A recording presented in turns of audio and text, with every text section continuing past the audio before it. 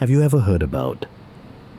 There is a myth in Indonesia that has been passed down through generations and remains widely known. It involves a strict customary rule forbidding the wearing of green clothing when visiting the coast of Java. Legend has it that violating this rule leads to abduction by the Queen of the Sea, who resides in an underwater palace. Her wrath triggers massive waves that drag the offender deep down to a prison on the ocean floor, where they are transformed into a servant of her supernatural realm, bound to eternal loyalty and obedience. Almost every year, tourists and fishermen alike are swept away, drown, and vanish. The sea here is unlike any other.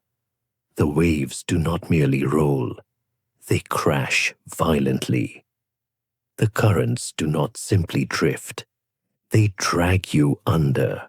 And for centuries, the people living along that coastline have known exactly what is truly happening. They believe that green is the sacred color favored by the queen, a color that only she is permitted to wear. This is not just a ghost story. It is one of the most enduring myths in Southeast Asia to this day. So, who exactly is she? Why do the Javanese people still refuse to forget her?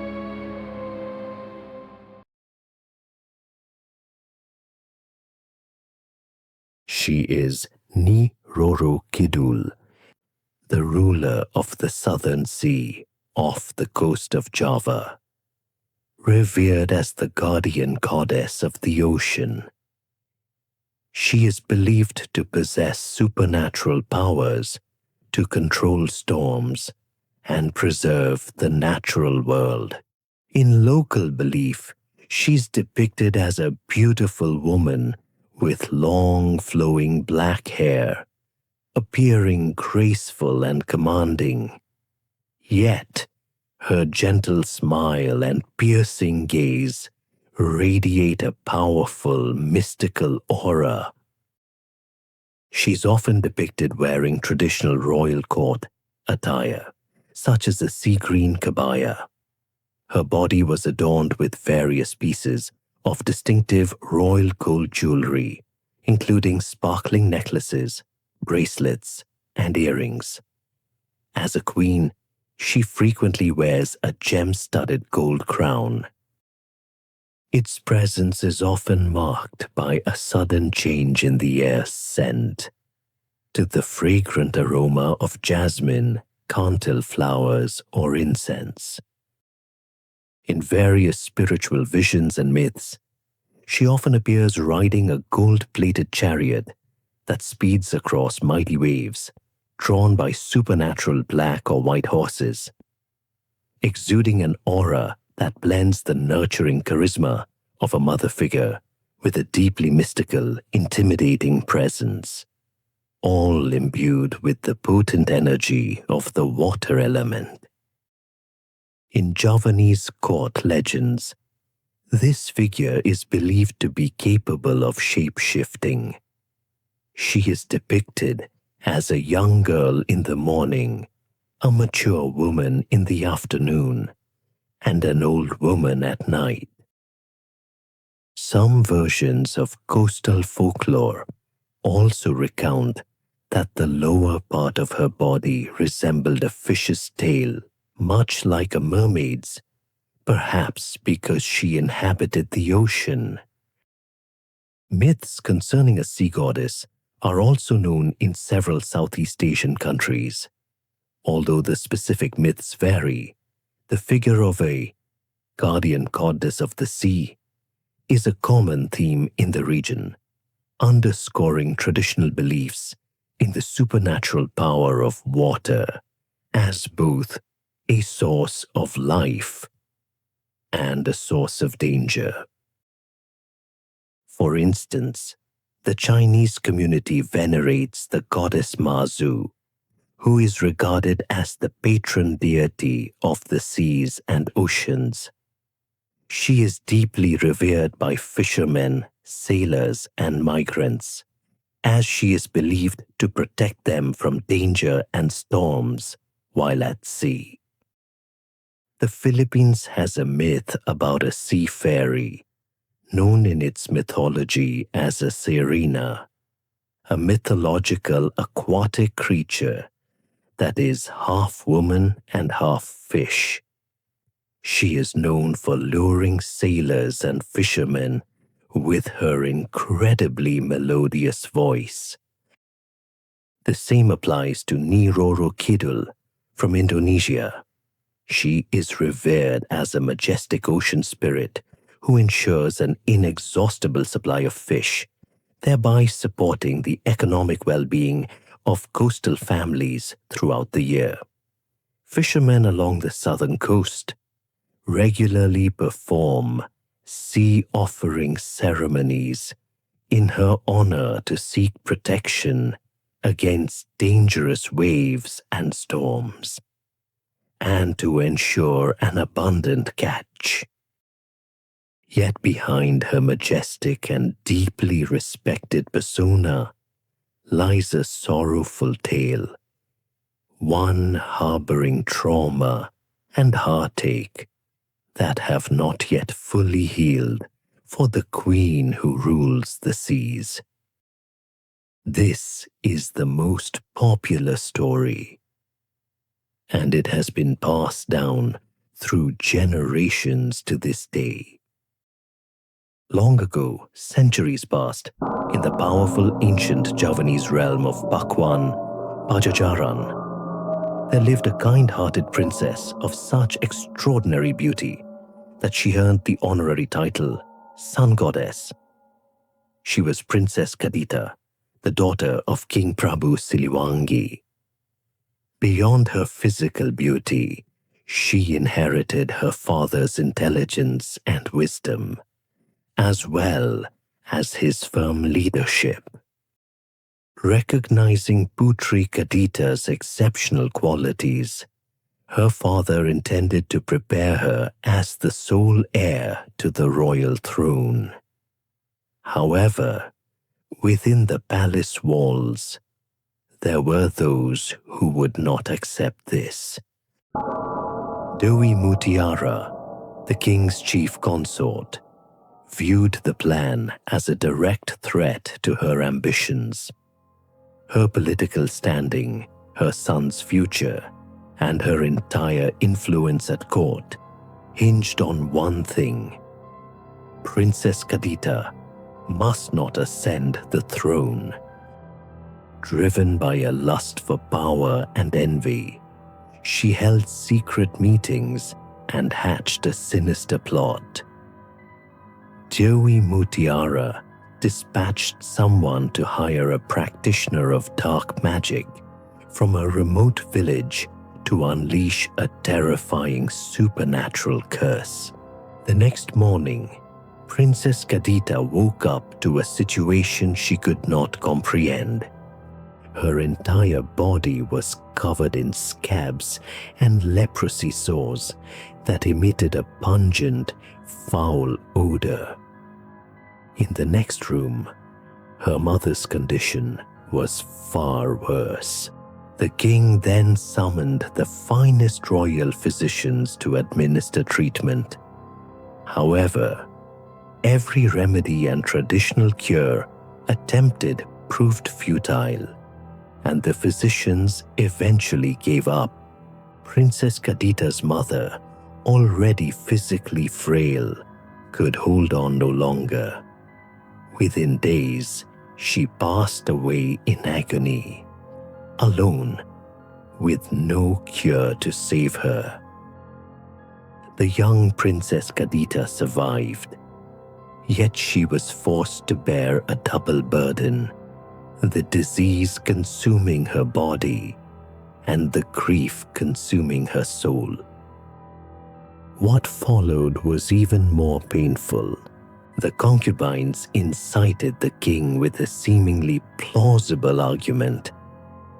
Princess Kadita's illness was contagious and posed a danger to everyone in the palace. The king, deep in sorrow, eventually consented to her banishment, albeit with a heavy heart. At first, the king vehemently rejected the cruel proposal, but he was ultimately compelled to agree to his daughter's exile for the sake of the safety and well-being of everyone in the kingdom. Princess Kadita overheard everything in secret. She did not wait to be cast out, although deeply hurt by the betrayal of the father she held in such high regard. Princess Kadita decided to flee the royal realm of her own accord. She left the palace before dawn, not out of fear, but because she refused to depart in a humiliating manner. She left of her own free will. Princess Kadita wandered aimlessly, without a clear destination. For 7 days and 7 nights, she walked alone, moving ever further away from the civilization that had cast her out. Finally, her journey ended on the southern coast of Java, before the fiercest sea in the archipelago. Overcome by exhaustion, she fell asleep upon a rocky outcrop, and in her sleep she heard a voice. The voice spoke a single message: "Cast yourself into the sea, and you shall be healed." Upon waking, she became convinced that the dream was not merely a figment of sleep, but a sign. Princess Kadita gazed at the waves rolling beneath her. There were no guarantees, no proof, only a choice between carrying this wound for a lifetime or entrusting everything to the vast, unknown ocean. With unwavering courage, she leapt and swam out into the open sea.